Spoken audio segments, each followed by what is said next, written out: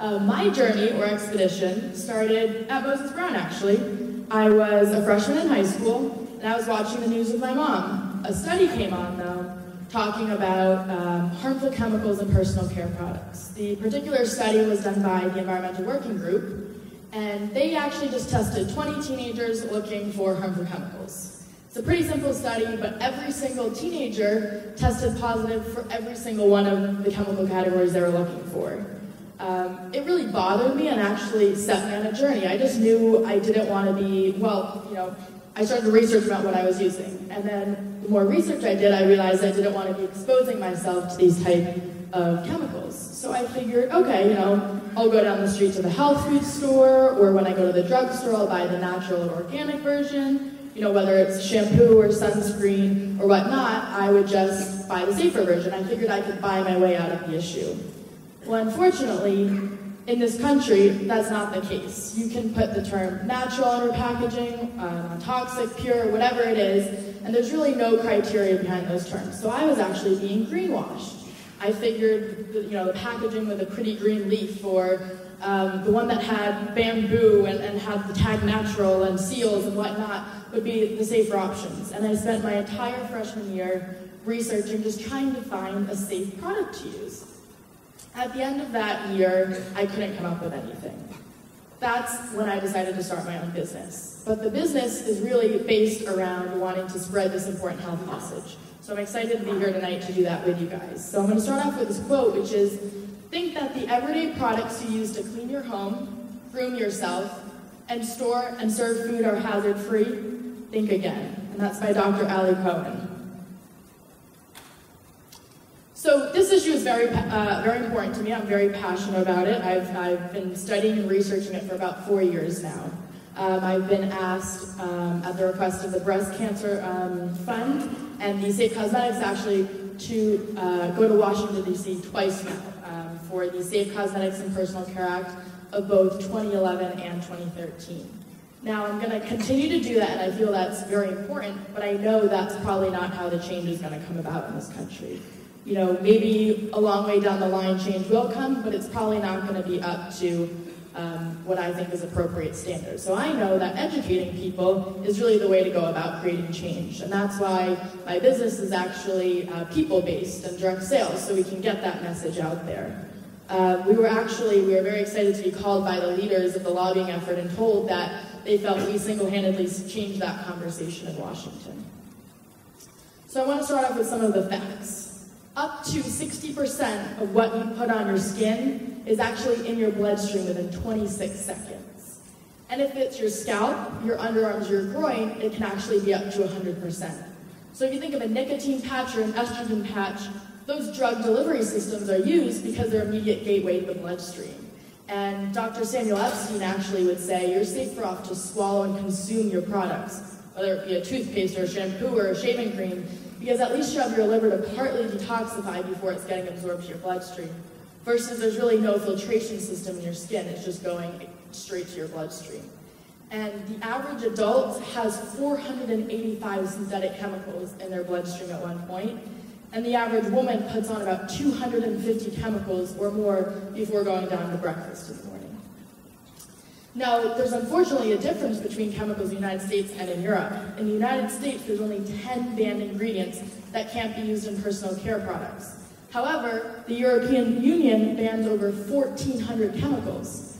So major manufacturers of personal care products are actually cleaning up their formulas to sell in Europe because they're forced to comply with their stricter safety standards. They use the precautionary principle. If they know or suspect it to be a neurotoxin, a mutagen, and I believe a reproductive toxin, they just simply don't allow it. Versus in the United States, they leave those chemicals in for us because it's cheaper, it's easier, and there's nobody telling them they can't. And unfortunately, those 10 banned ingredients in the United States aren't really off limits. There is a large manufacturer of baby care products, and they actually do private label work for Johnson & Johnson. It's a lawsuit, so I normally don't talk about brands, but Johnson & Johnson was brought to court by a consumer group because it was tested to have methylene chloride in it. Methylene chloride is one of those 10 banned ingredients. It's a known human carcinogen, and Target and Walmart baby shampoo also were because they do private label work for them. Well, the goal in bringing this to court was that it would be removed. It's a banned ingredient, not allowed in this country. We don't want children being exposed to this. Well, the case was immediately tossed out because it's there as a contaminant, not as an intended ingredient. But I don't think a mother really would care how a known human carcinogen's in their baby's products. They just simply wouldn't want it there. And also, the Red Cross and the Environmental Working Group did a study back in 2004 testing the cord blood of newborn infants. And that year, the average baby was born with 287 synthetic chemicals in their bloodstream because the body burden of their mother is carried over into them. And 180 of those were carcinogens, 217 of them are toxic to the brain and nervous system, and 208 showed birth defects or abnormal development in animal tests. So I want to arm you guys with some information so you can make healthier choices for yourself.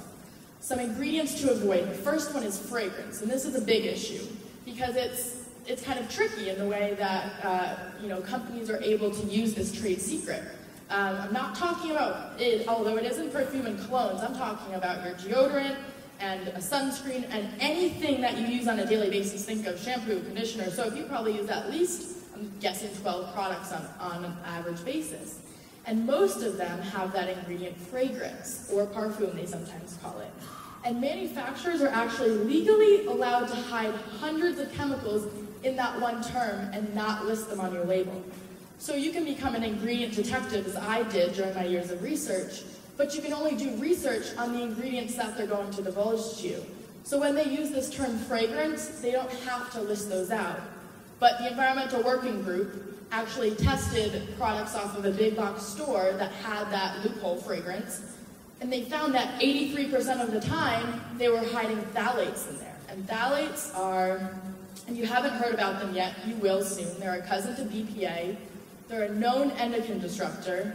And Dr. Oz actually did an entire 1-hour segment on the dangers of phthalates and why you want to avoid them, and urged people to check their labels, but didn't know about this loophole. So now you guys know better. But in addition to being endocrine disruptors, they're linked with birth defects, breast cancer, diabetes, obesity, and reproductive harm. And the United Nations and the World Health Organization actually released a report last February, or this past February, saying that endocrine disrupting chemicals are a global threat to both fertility and the environment. And they're also linked to autism and ADHD in the first and third trimester of pregnancy by Dr. Philip Landrigan at Mount Sinai. And Dr. Philip Landrigan is amazing. He's actually the doctor that worked with Congress back in the 70s to get lead out of fuel. They've also, most recently by Mass General and Harvard, been linked to lower IVF success. A little bit more about endocrine disruptors. So in addition to phthalates, which are legally hidden on labels under that term fragrance, parabens, triclosan, and sunscreen active ingredients are also endocrine disruptors. So parabens mimic estrogen. This is why they're being linked to breast cancer, and they're also banned in the European Union.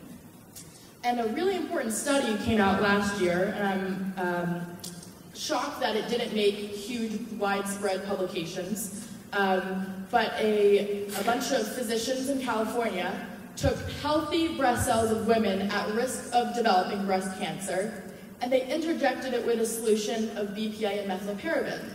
Well, BPA is found in plastics and receipts, and it's very common in the environment. You're coming into contact with it all the time. And methylparaben, if you're still using conventional products, are probably in about 10 different things you apply to your body every day. So this solution of these two synthetic chemicals turned those healthy cells into cancer cells. And then even more disturbing than that, I believe, is that it rendered tamoxifen ineffective. And tamoxifen is the #1 breast cancer treatment drug that women in remission are put on. So I think it's, this is something that really needs to be out there. Triclosan, the active ingredient in a lot of antibacterial soaps and antibacterial products, it's actually registered with our government as a pesticide. Definitely not something you want to be absorbing into your bloodstream, especially in large quantities. Again, banned in the European Union. And oxybenzone and octinoxate, really confusing names, don't have to worry about them, just know that you want to stay away from chemical sunscreens. We recommend non-nanoparticle zinc oxide, as the oxybenzone and octinoxate are known endocrine disruptors. So, carcinogenic contaminants. I mentioned this a little bit earlier with the methylene chloride in that Johnson & Johnson baby shampoo. So contaminants don't have to be listed on your label, just like that huge loophole fragrance. 1,4-dioxane, a known human carcinogen, is another one I want you guys to be aware of. Now, it's not listed, but it's a byproduct of PEGs and sodium lauryl sulfate here. So because PEGs are a petrochemical, companies need to turn them into a cosmetic-grade ingredient. And in that manufacturing process, to transfer that ingredient over, it creates that byproduct 1,4-dioxane. SLS, sodium lauryl sulfate, also creates this byproduct. Now, the government allows 10 parts per million of 1,4-dioxane in every product, but nobody's testing. So Women's Voices for the Earth actually tested and found Tide to have 83 parts per million, 8.5 times essentially the allowed rate, but nobody's testing. So, however, the EPA in the environment, in groundwater, tests for this chemical 1,4-dioxane in parts per billion because they realize how detrimental it is to our environment. And even more disturbing is that it can be stripped for just pennies. Other carcinogenic contaminants to be aware of, not listed on your label, would be formaldehyde, nitrosamines, hydroquinone, and any metals.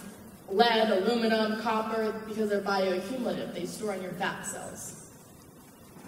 Now, I just wanted to give you an example of one product so you guys can become your own ingredient detectives. This is a best-selling kid sunscreen. You can go down the block to any drugstore and find it. Probably used it this summer. And it has 8 endocrine disruptors and 6 carcinogens. Now, those are just 2 different chemical categories I talked with you guys about tonight. And think about using multiple applications a day of this product. So it has their, 14 different ingredients to stay away from.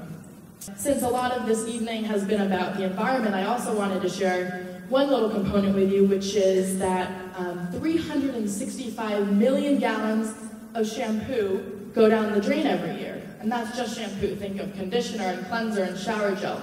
But our wastewater treatment plants aren't designed to remove those toxic chemicals. So contaminated water is going back out to our water supply with these chemicals in parts per million. And you know what they do with that sludge that's left behind?